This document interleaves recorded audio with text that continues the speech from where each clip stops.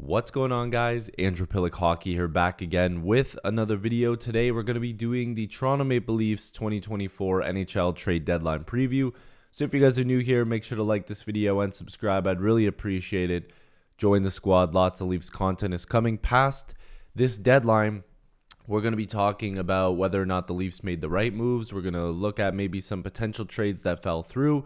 But today we're previewing what should be an interesting version of the Toronto Maple Leafs at the deadline, because this is the first year in a while where I'm kind of confused at the direction that they're going to go. Now, we know they're going to buy. We know that they're going to try to acquire more pieces. But with the Leafs having just acquired Ilya Lyubushkin and Joel Edmondson for their blue line and a very minor trade that we'll get to with the Hurricanes in a second, the Leafs are kind of tight with the cap still, but there's room for them to grab possibly a depth forward, but potentially make a splash on the blue line, which we'll also talk about. So let's quickly first look at this minor trade that was made earlier.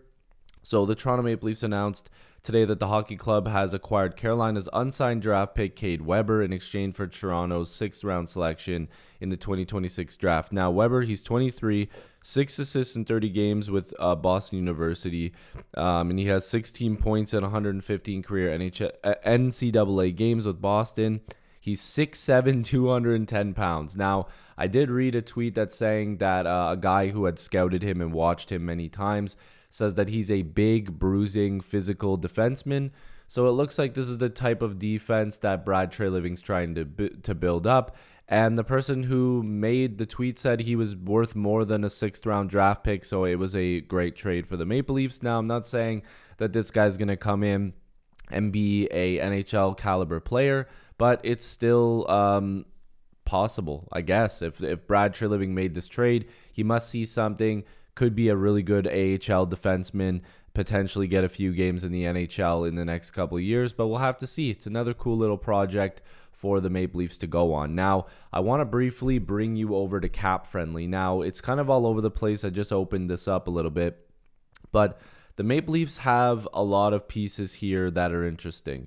Noah Gregor, I'm not sure he's safe. David Kampf, another guy, I'm not sure that he's fully safe.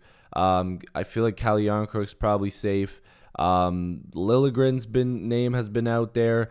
Brody's name has been out there. Giordano, potentially not playing anymore. Maybe he gets moved. I doubt it. But Nick Robertson's name has been out there. So you see the Leafs are a little bit tight on cap space. But the reason I just brought up a lot of those names is because the Maple Leafs potentially could trade somebody like TJ Brody, and that clears up $5 million. But you better have a defenseman coming back that can give you certain things that TJ Brody does as well. And I know people are like, fire him to the moon, send him whatever. You can't exactly do that, especially after watching a game like tonight against the Boston Bruins where they just torched the Leafs. If you bring in another guy that can give you top 4 minutes and you give TJ Brody bottom pairing minutes, you're using him in a role that's better suited for him at this point in his career, and you're getting a guy that can play up to what TJ Brody did in his prime, or even just a fraction of that would help the Maple Leafs at this point. So the Maple Leafs have to get really creative with their cap situation. I do believe they will make a move, maybe two. It's going to get interesting. But again, if you end up moving out a piece like TJ Brody, you're going to have the cap space to make more moves. But the problem is that they're kind of depleted when it comes to draft picks. As you can see, they've only got a 1st round pick here until the 4th round. They've got no picks until the 5th in 2025. And they're kind of limited on picks a little bit in 2026. So it's going to be really tough for the Maple Leafs to get rid of these picks because they're very light on draft capital going into next season. So I know a lot of people are like, just trade the pick, and I do agree. I'd rather them trade that 1st round pick. I don't really care if they make a selection. I want to see them win in that first. I mean, look at what Gensel just went for. Like, obviously, I know the Leafs weren't going to get Gensel. Dubas wasn't going to trade with the Leafs in a capacity like this. But, am I the biggest fan of making these moves where you just give up a bunch? No, but I feel like the Leafs could have put together a package to even get Jake Gensel, to be completely honest with you. There's been some weird prices going around, but as we get into the last day tomorrow, there are some interesting names out there. I will say Colton Parayko's name. I know a lot of people like him. It looks like the Blues have no interest in trading him. Tyler Toffoli, maybe he's somebody of interest. I don't think he's been traded yet. I keep checking my phone. Matt Dumba, I'm not the biggest fan of him, but he potentially could make the Leafs a little bit better, give them a little bit more depth on that blue line. There's a lot of really, really interesting names. And of course, there's always those names that come out of nowhere and they end up moving. So we'll see if the Leafs will be interested in any of those names. Another thing I wonder about too is if the Leafs will try to recoup some picks by trading away some of their depth pieces. Are they going to give Nick Robertson a shot somewhere else? I hope not. I honestly do hope they keep him unless it's part of a bigger package. There's so many different options for the Maple Leafs tomorrow, and that's what makes this interesting. It does make it interesting. I hope Brad does try to upgrade this team, but there's two ways I look at this. The way that the Leafs played against the Bruins tonight I guess yesterday, because I'm filming this at 1 in the morning, the Maple Leafs looked terrible.